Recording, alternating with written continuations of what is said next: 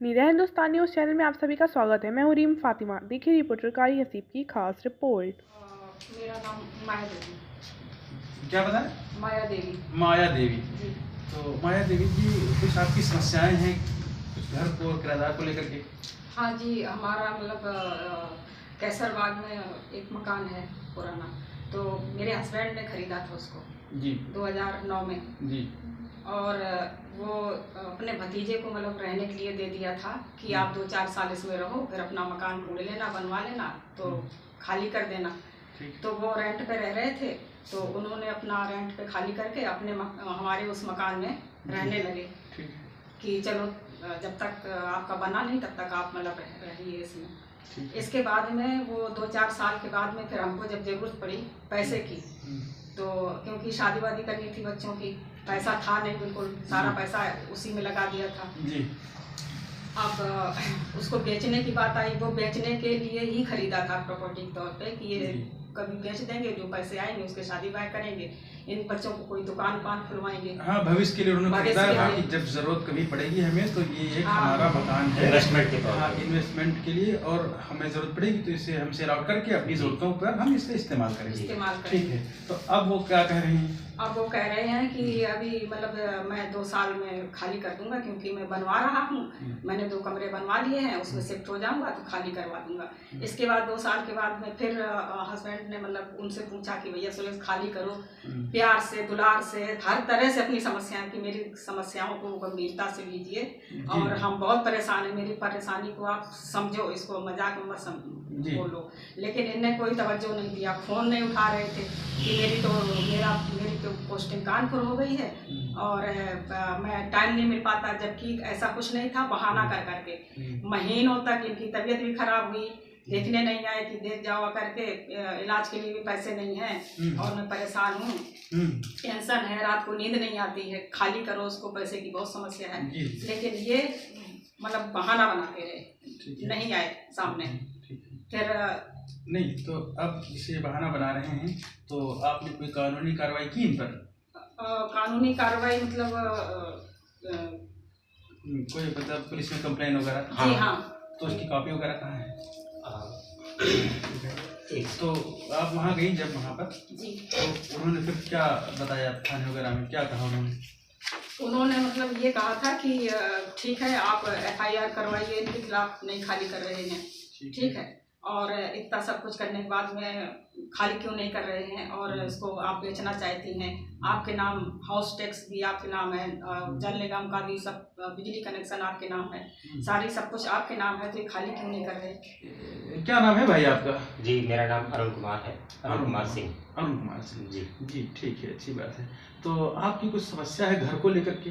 क्या? जी हाँ, हमारे पिताजी ने घर खरीदा था जी सन 2009 में जी कैसरबाग में, ठीक, मेन रोड स्थित मकान है, ठीक, और उसी के घर के पास ही पापा के जो भतीजे लगते हैं वो वहाँ किराए पे रहते थे। जी जी। तो उन्होंने पापा ने कहा, या उन्होंने पापा से कहा कि हमको कुछ समय के लिए किराए पे या ऐसे रहने के लिए दे दिया जाए, जब तक मैं अपना कहीं ठौर ठिकाना नहीं बना लेता हूँ। ठीक है, तो उसके बाद उनको जो है रहने के लिए दे दिया, वो उसमें रहने भी लगे। आपके पिताजी ने उनको अपने रहने के लिए दे दिया उस मकान को? हाँ, उनके भतीजे लगते हैं? हाँ, उनके भतीजे लगते हैं। ठीक है, तो उन्होंने अपने एक मानवता के नाते कि दे दिया कि चलो इधर उधर रह रहे हैं, इससे अच्छा है तो आप इसमें रह सकते हैं। जी जी। तो हमने कहा कि ठीक है भाई आप रहिए। तो धीरे धीरे रहते रहते 2-4 साल हो गए। जी जी। उसके बाद फिर अचानक से घर में कुछ समस्याएं उत्पन्न हुई, तो जिसको चलते कि ये हुआ कि इस मकान को बेच करके अपनी ज़रूरतों को पूरा किया जाए। ठीक। तो उनसे कहा गया कि आप जो है इस मकान को खाली कर दीजिए जल्द से जल्द, हमारे पास कुछ समस्या है, ताकि हम इसको बेच के अपनी उन समस्याओं का निवारण कर सकें। उन्होंने कहा ठीक है, आज नहीं कल कर देंगे, अभी बच्चों के स्कूल हैं, इस तरह की तमाम बहानेबाजी करते रहे। ऐसे करते करते महीने 2 महीने सालों गुजर गए, लेकिन वो उस चीज़ को मानने को तैयार नहीं रहा, वो खाली करने को तैयार हो रहे हैं। तो हाँ, अब आप उनसे जब क्या कहते हैं खाली करवाने के लिए कोई आपने कानूनी कार्रवाई भी की उनके ऊपर, ये भी सुनने में आया है? जी हाँ, कानूनी कार्रवाई भी हमने की, थाने में एप्लीकेशन भी दी। उसके एप्लीकेशन कहाँ है? एप्लीकेशन ये देखिए, उसके बाद उसकी सुनवाई हुई, उस पर ये एप्लीकेशन है, इस पर जो है FIR लिखी गई, फिर मुकदमा भी दर्ज हुआ। जी जी ठीक है, ये मुकदमे की एक कॉपी है जो कि मैं आपके सामने दिखा रहा हूँ। जी जी ठीक है, इस मुकदमे को लिखे हुए 2 महीने हो गए हैं। जी जी जब और इस पर कोई कार्रवाई अभी तक नहीं हुई है पुलिस द्वारा। बस केवल आजकल हो रहा है, ये हो रहा, वो हो रहा, इस तरह से बातें चल रही हैं, लेकिन अभी किसी तरह की कोई कार्रवाई नहीं दिखाई दी। जी जी तो मुझे जो है, मैं सरकार से ये निवेदन करना चाहता हूँ, माननीय योगी आदित्यनाथ जी से, कि मुझे मेरी संपत्ति पे मेरा हक मुझे वापस दिलाया जाए, जो कि मेरे पिताजी द्वारा ली गई थी, और मुझे कुछ नहीं चाहिए, और मेरी समस्या का समाधान किया जाए। जी जी मैं आपसे सविनय निवेदन करता हूँ। तो इसमें कुछ और भी वो कह रहे हैं, जब आप उनसे खाली करने के लिए कहते हैं तो कुछ विवाद और बड़ा अलग का कुछ? जी हाँ, तो वो जो है जान से मारने की धमकी देते हैं, और कई बार 1-2 बार मेरे ऊपर इस तरह से हमले भी हो चुके हैं। मैं अपनी गाड़ी से जा रहा था, रास्ते में 2 लोगों ने रोक करके मुझे मेरी गाड़ी के आगे बाइक लगा के खड़े हो गए, 2 पत्थर खींच के मारे। जी जी, जिससे मेरी कार का कांच भी टूट गया था।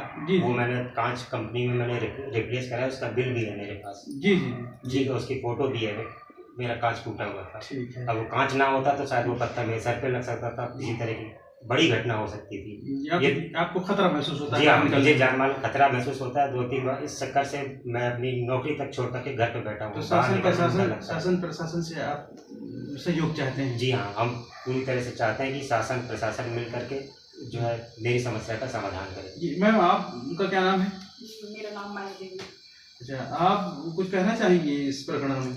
हम भी यही कहना चाह रहे हैं कि मेरी मतलब जो है वो मकान की जो समस्या है उसका समाधान चाहती हूँ श्री आदित्यनाथ, मुख्यमंत्री आदित्यनाथ योगी से।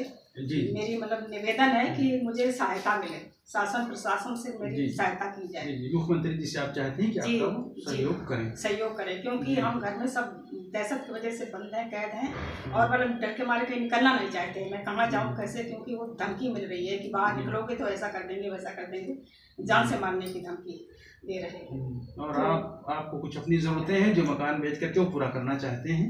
जी हाँ, तो वो आपकी ज़रूरतें रुकी हुई हैं इस वजह से? मेरी सारी ज़रूरतें मतलब जो हैं वो उसी पे सब डिपेंड है, वो रुकी हुई हैं, वो आगे नहीं बढ़ पा रही हैं। जी, तो एक बार आप फिर से उत्तर प्रदेश सरकार से क्या चाहती हैं, ये आप बताइए। मैं उत्तर प्रदेश सरकार से मतलब मेरा यही निवेदन है, यही प्रार्थना है कि मतलब मेरा मकान जो है खाली करवा दिया जाए, और वो प्रॉपर्टी मतलब वापस दे दी जाए। आपकी प्रॉपर्टी आपके हवाले कर दी जाए। जी, ये आप मुख्यमंत्री योगी जी से आप चाहते हैं कि आपके सहयोग सहयोग किया जाए। तो ये बताइए मुझे कि ये जो बता रहे हैं आपने कानूनी कार्रवाई की है जी, तो इस पर कुछ एक्शन हुआ? वो जेल गया कि नहीं गया? कहाँ से जाएगा सर? वो व्यक्ति खुद पुलिस मुख्यालय में पुलिस की सर्विस में। अच्छा, वो पुलिस में ही वो सर्विस करता है? जी हाँ, पुलिस में ही सर्विस कर रहे हैं वो। इस वजह से पुलिस को भी अब वो भी क्या करे कि भाई पुलिस का मामला और पुलिस के खिलाफ FIR है, तो कौन किसकी तरफ क्या करेगा कोई नहीं जानता, और क्या होगा क्या नहीं होता तो वही जानते। इसलिए सरकार से और योगी जी से, माननीय मुख्यमंत्री जी से निवेदन है कि इस पे कड़ी कार्रवाई करके और चीज़ों को सही ढंग से देखा जाए। आप क्या सहयोग किया जाए?